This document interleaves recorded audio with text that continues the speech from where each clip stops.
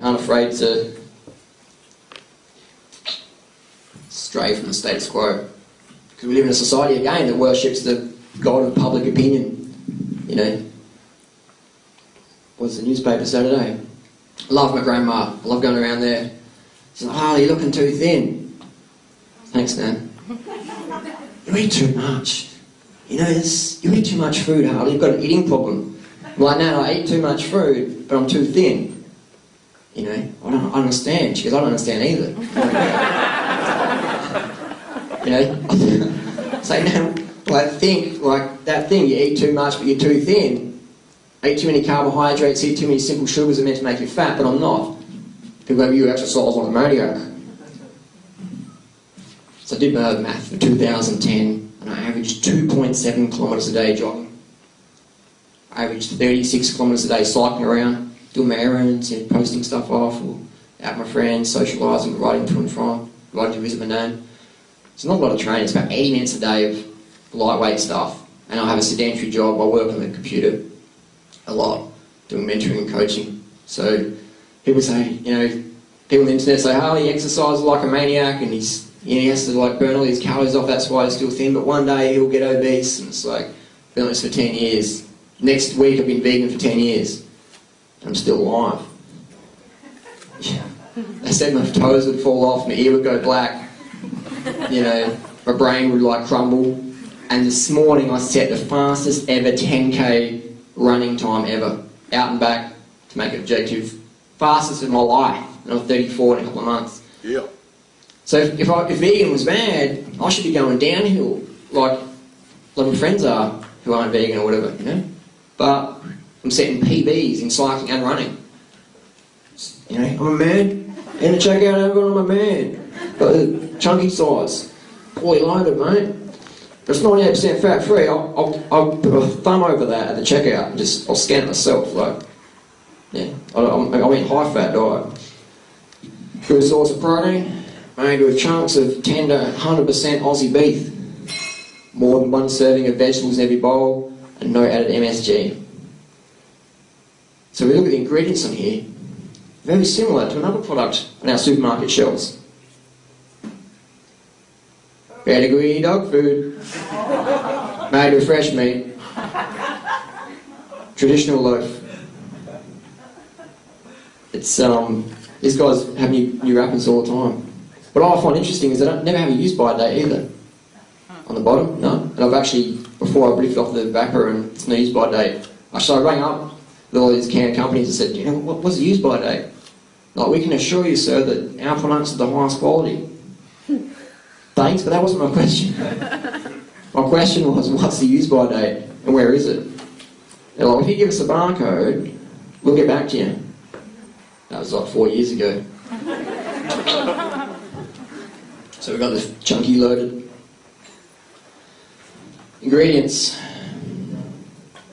meat, vegetables, vegetable fibre, potato fibre, salt, flavours, veggie oil. Now I'm trying to work out what's the difference between chunky, fully loaded Outback steak and bacon, man size, and pedigree traditional loaf dog food. And if you pull the wrapper off, how are you going to tell? One's cheaper than the other. So when people say, Harley, I was at dinner a few weeks ago, my mate, he always likes to make all the latest vegan jokes. I'm sitting there having a vegan shirt on, go vegan, increase the peace. And he's sitting there going, go vegan, increase the peace, eh? Harley, do you know what vegan means in Latin? I'm like, no, tell me, Rog. You know, vegan in Latin means dinner runa. That's a good one, Rog. And he goes, and Ethiopian language, they've got a word for vegan, what it means. I said, alright guys, tell me what Ethiopian version of vegan means. He goes, Ethiopian, the word vegan means bad hunter. I'm like, cool, Rog. I said, how about, I'll eat my rabbit food, and you eat your vulture food, and it's all good. You know, so me and Rog have got this ongoing thing. And that's another thing about being healthy. You've got to expect ridicule and all that stuff. It's part of the go, you know. We live in a society where if you go out with your mates and get smashed, hammered, pop eckies, shoot up meth, whatever, write your WX off. Yeah, man, sick. Did you see what happened this fucking weekend, man? Like, Stewie smashed the Rex up, mate. Wrapped around the pine tree, walked out, had his shorts down, the cops pulled him up, he did the full Ben Cousins gangster style. Sick, man. And Susie, man, she's like going sick, man, popping the E's, dancing for 6 hours. Sick, Suze. Your eyes look thrashed, but you had a great weekend. Wicked. And that's what we reward in our society, unfortunately. You know, you go to any uni or sports store, you know, talk to some of the young crew up to. I think that's pretty sad, you know. I've been there myself. I'm not saying I'm holier than thou. I think a lot of us have been through that sort of phase, but moved on, learned from it, you know. So I like to reward people for healthy options and fitness options. And I got into cycling because I wanted to get out of drugs. And that got me out of drugs, getting into fit martial arts, kickboxing, cycling. And I thought, no one takes drugs in kickboxing. No one takes drugs in cycling. I'll tell you what. Teach me a few things about how much drugs a human body can do. And sadly, I've had 4 friends die under age 35 from heart attacks. Fit guys, lean guys, ripped guys. And that's sad. You know, even one of them gave me an email one morning and said, oh, you know, I've got this heart issue, I better, you know, maybe that rabbit food thing you're on about, maybe something in that. I said, yeah, man, let's organise a chat. And then I come back from a race the next day and someone said, you know, such and such, someone died up on Northern Summit. I thought, that's pretty heavy, you know, what happened? He said, oh, he had a heart attack. I thought, wow, I wonder who that was.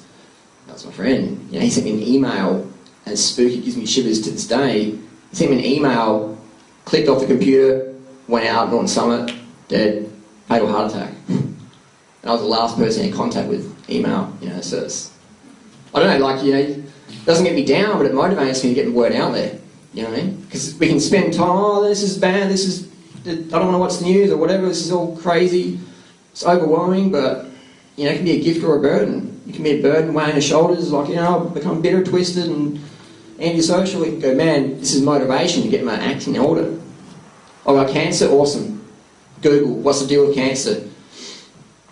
I know people who go run marathons after getting cancer. Like, cancer, wicked, changed my life, got rid of that partner, got rid of that job, got rid of those kids, got the kids in order, whatever, got out of it. You know, I'm going to live in Hawaii, I'm going to live under a waterfall. Everyone can go to hell. Well, they can come with me if they want to live that lifestyle. So I've seen amazing transformations. I got an email the other day, I get like so many emails, try and get back to them all, but, you know, sometimes they get lost in the ether. One lady's going, Harley, you owe me a few $100. I'm like, really? I didn't look, you know. Did you loan me money? Get me up to speed. She's like, no, none of my clothes fit me anymore. They're all falling off me. I'm like, great. You know, go and follow a 10-year-old home from school and steal her washing or something like that, you know. Give me some real problems. So yeah, I've seen some incredible transformations. I've seen people go from, you know, really out of shape to like elite athlete. I've seen people go from elite athlete to really out of shape. I've seen people go from really happy, bubbly, vibrant people to getting a free holiday in the mental institution for a couple of weeks. I've seen people try and do raw foods and just go nuts, literally. Again, ending up in the mental institutions. I've seen people with the model bodies end up less than model body, trying to do raw foods and going, Harley, what's going on? I've never had a weight issue in my life. Excess weight, and now I do. I'm eating healthy, then you want to know. I'm like, yes, but you're eating the wrong way of health. You're eating the financial, the system sort of way of health, what makes money, you know, what makes money. Because yeah, there's a lot of confused people out there, a lot of desperate people out there, and a lot of predators going, yeah, I know that, I can see that, you know, and this is the best product. I don't have any products in the back wall today. I promote fruits and vegetables. That's the best products. That's what you need. Fruits and veg. Don't panic. It's organic. You know, people go, do you need to eat organic? And it's like, it tastes better. It's better for your environment, better for your body. Why not get it? It costs too much money, Harley. Well, you know, I've got a friend who's like a $15,000 push bike. He's got $5,000 wheels. You know, he's a music teacher. He's like, oh, organic stuff, man, it is expensive. You know? How do you afford it? I'm like, dude, I don't ride a 15 grand bike. You know? He's like, I guess. I'm like, I don't live in the suburb you live in, man. You know what I mean? We don't need more money, we just need different priorities, I believe. And once you learn, you know, how to get organics, good prices, but even if you spend a lot of money on, my main expense is food. People go, how are you not getting much for your return? Like, you're still skinny. You know? I don't like hanging out near goats, because they mistake my arms and legs for twigs. And so this goat next door to me on this farm is always giving me hassles. But anyway, so people will say, you know, it's expensive. There's no better investment than your health. Nothing provides better returns, you know what I mean? In my opinion. I mean, like my dad, when he passed away from chemotherapy, I know it was cancer, that's right. Cancer killed, it wasn't chemo. Chemo was good, radiation was great. But there's the cancer, you know. Even the oncologist said. So the oncologist, what's this radiation treatment going to do for my dad's immune system? She's like, it's going to destroy it. You know? This is the facial expression she's saying. Not lovely lady, just didn't want to know. And I said, if you did the chemo radiation, what would happen to you? You're pretty sort of healthy and young, looking alright. She goes, it would wipe me out, my hair would fall out, my immune system would be trashed, I couldn't train, I'd be dead. And I'm like, so why would we give it to my dad? Why has my dad got cancer? She's like, his immune system's thrashed. I'm like, so we're going to thrash his immune system more? That's like you're walking down the street and you see a grand trip over a cable or something like that, and you're like, oh, she's falling over, let's kick her up, let's kick her back to her feet. You know what I mean? It's like you got cancer, your immune system's so weak, your cancer's just taken over your body, let's get your immune system down even more. You know what I mean? I say if you've got cancer, if you've got any health issue, get your immune system up, get it strong. But it makes a lot of sense, it doesn't make a lot of dollars, you know. I rode with Lance Armstrong this year, just a little training ride, and got to talk with Lance. I said, Lance, you know, you got your Live Strong Foundation. Good stuff, man. You're reaching the world, man. You've touched a lot of people. You've inspired me. Be good to see Live Strong promoting health. Lance's answer, yeah, whatever. And he started talking about the hills. Lance's sponsor, biggest sponsor, Bristol Myers Squibb. You know, Bristol Myers Squibb, biggest pharmaceutical company on the planet. And Lance says, drugs, man, there's no drug problem in cycling. It's like your father or your mother owns Cadbury, and you're like, chocolate, what's chocolate? You know. Sorry, I don't mean to be nasty to people or slag on people, even though it comes across that way, but I just like to show people what's going on, you know, what's behind the curtain. Because when you know what's behind the curtain, you can either pretend you didn't see it, which is eats away your heart, or you can say, that's what's going on, you know. And in cycling we have the doping issues, in all sports we have doping issues, but in cycling we test so much that everyone says, oh, you run spikes, so you must be on the gear. It's like, well, no, I'm not, I don't drink coffee, I don't have a cup of coffee for 11 years. I'm like, okay. And so all cyclists are on drugs then. It's like, well, yeah, it's like eating breakfast. Well, cycling, that makes cyclists bad people. It's like all sports people on the gear, swimming, rugby, football, rowing. If there's money and fame up for grabs, human nature's going to take shortcuts to get that money and fame, because in society we reward achievement versus commitment and effort. You know, like on that run this morning, you know, fastest time ever, 36 minutes, 7 seconds for 10k out and back course. My inspiration was the people I was zooming past who were extra 40, 50, 80 kilos heavier than me. They were my inspiration, you know. Because I was thinking, man, if I'm struggling, my heart's pumping out of my chest, my lungs are burning, you know, I'm smashing it, what are these people doing, man? You know, like, I envisioned myself having extra 40 kilos or extra kilos in my backpack, and I was thinking, these people are the champions, but we don't reward them. When you say, hey fatty, what are you doing, man? Go home. Or we throw them a pizza box and go, ha, it's empty.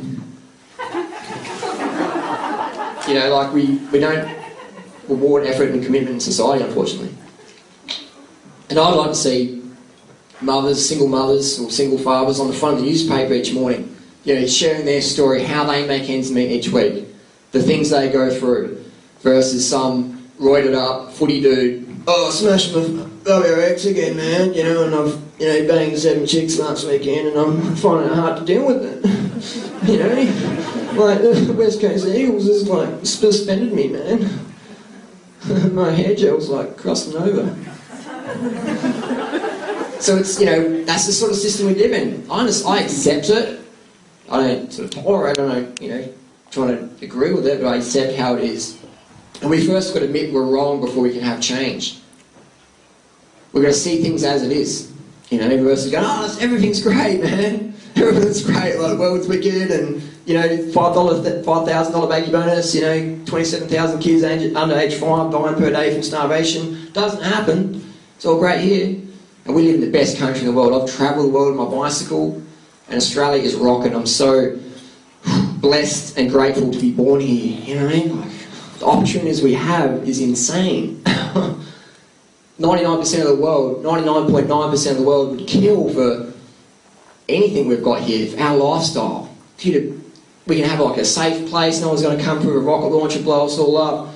You know, we can sit here, it's nice, cool weather, we've got comfy chairs, we've got technology, we've got food, give it away, you know. It's just, I can make fun of food. We just got so much abundance here. It's like, yeah, so that what helps me keep me going. It's going, oh, the world's crazy. But it's like, yeah, look how much abundance we got there. So from the worst can come the best if we choose to see it that way. It's just one choice, to feel love instead of fear, to feel love instead of pain or hatred or whatever, you know. To give tough love to people, to say, you know, no, I'm not going to accept that. You know, I'm not going to go backward, I'm going to go forward. No, I'm not going to say what's convenient, I'm going to stand up and tell the truth. When someone does that, you know, leaders formed, and you might be a leader in your community, your family, within yourself, because if we can't lead ourselves, it's hard to lead other people. Because we can only give other people what we give ourselves. You know what I mean? So it's, yeah, it's about following your heart and getting ready for the adversity. Good adversity, man. You know what I mean? Because everyone's going, Harley, you're telling me some heavy crap, man. I've got enough going in my life. I don't need Banana Boy telling me what to do. Anything but Banana Boy on stage. 70 bananas a day. By the time we finish and then get out of here, you know, this banana dude's already cursing me. I encourage people to follow your heart, because otherwise, if we don't follow your heart, you end up living a life of quiet desperation, of unfulfillment, of a beautiful house or whatever, you know, the picture textbook family, but it's not really happening. For me, the purpose of life is to be happy. The purpose of life is to be happy and to share that happiness with people, because happiness is best shared. The purpose of life is to be happy. Harley, if it was so simple, how come we're not all doing that? That's a good question.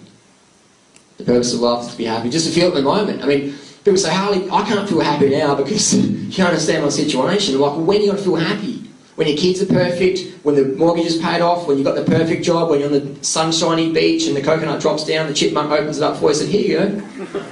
It's not going to happen. You know what I mean? The travel agents say it will, but the media says it might, but you know, your parents said this is what will happen, but it often doesn't happen. So I encourage people to be happy now, because this moment's all we got. Here, right now. We don't have tomorrow, we don't have even 5 minutes really. All we have is right here, right now. Happiness is only experienced in the present moment.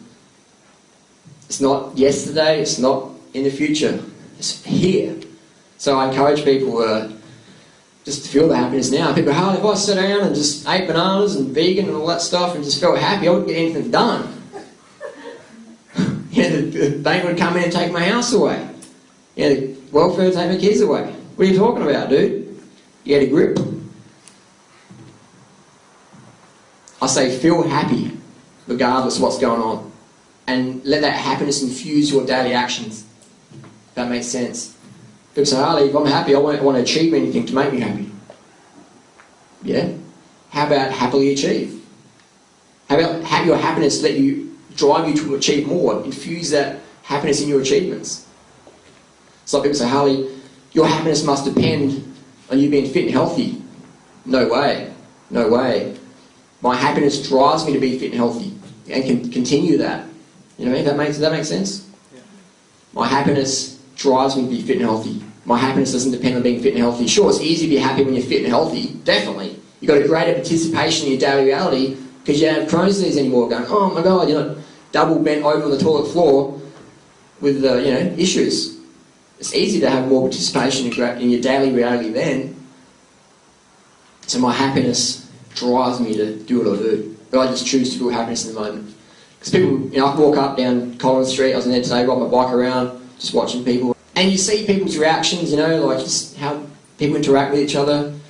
And I think if you give someone $100, you stand there on Collins Street, Burke Street, wherever, giving people $100. Some people go, oh dude, cheers man, high five.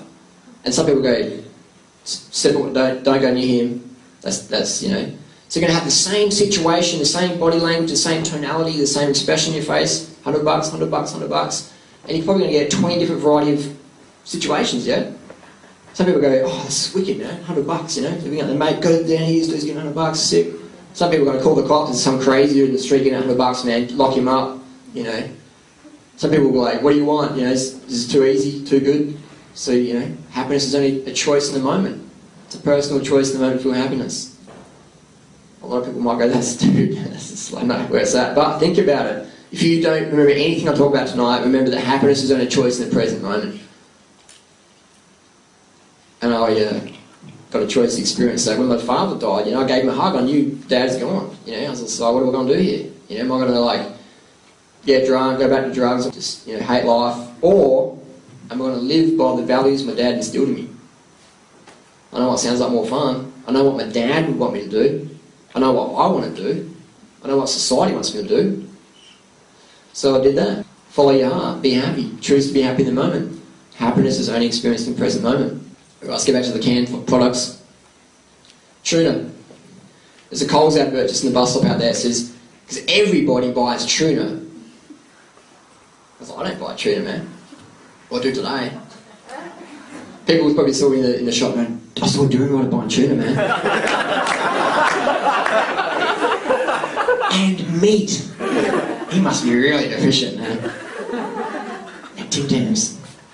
So we've got premium style chunk tuna since 1956. And we've got no use by date. My dad could have caught this tuna as an apprentice fisherman. So we've got all natural from Thailand.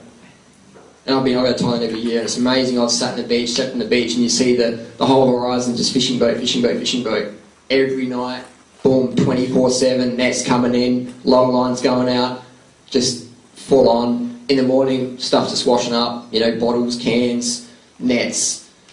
Crazy. And I go there, when I'm there on the beach every morning with a big sack, a Hessian sack of old fish feed, whatever it was, because they're on the beach as well, just filling up.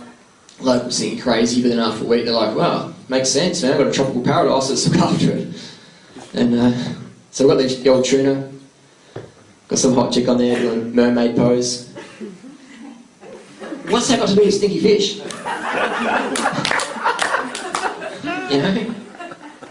All natural. Jesus. My booger's all natural. Imagine working as a waiter or waitress in the restaurant, and here you go, sir, all natural. What'd you do, mate? It's all natural. It's all natural, mate. Organic, don't panic. So we've got ingredients: tuna, sunflower seed oil, extra virgin oil. What does extra virgin oil mean? We'll get to that later. Salt. Because fish in its own tastes pretty average when you just bite into a tuna. It doesn't taste good. I used to be a full-on crazy fisherman, and I've tried all those dishes, and it's like, and you need the wasabi, you need that condiments. So we've got a good source of omega-3. Last time I checked, omega-3, long-chain fatty acid, destroyed with heat. Forget that. But we've canned it. High-pressure can, high heat treatment, still no use-by date. So again, the tuna company, Saf Cole and John West, I've rang them up before. What's the use-by date? Well, we can't find the use-by date, guys. Give me a hand. We assure you, sir, our products are the highest quality. You guys work for Tim Tams as well? That's the same question I got. And it's the same thing. That did not answer your questions. Ask no questions, get some lies. We've got a little barcode on top. We've got CU58SIYLMNBJT 3LEM. Sound like a robot, but that's the thing on the can. What does that mean? You know what I mean? So I've got this whole hype. Good source of omega-3. Everyone's eating the omega-3 tunas. When you cook it, man, it's gone. Eat raw fish, still got mercury in there. So what they're doing now is they're going, what about DHA?